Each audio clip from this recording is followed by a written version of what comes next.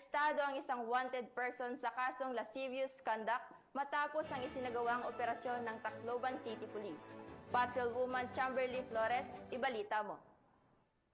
Ng mga otoridad ang isang lalaking wanted person na may kasong lascivious conduct matapos mahuli sa Barangay 91 Abukay, Tacloban City. Naaresto ang akusado bandang alas 2:30 ng hapon ng mga tauhan ng Tacloban City Police Station 2 sa bisa ng warrant of arrest para sa kasong lascivious conduct na may inirkomend ng piyansa na 200,000 pesos para sa pansamantalang kalayaan. Dinala ang akusado sa Tacloban City PS2 para sa kukulang dokumentasyon at tamang disposisyon. Patunay lamang na ang Tacloban City PNP ay hindi nagpapabaya sa kanilang sinumpaang tungkulin na hulihin ang mga taong tiwalag sa batas upang mapanatiling ligtas ang komunidad nang sa gayon may patupad ang kapayapaan ng bansa para sa ligtas at maunlad na bagong Pilipinas.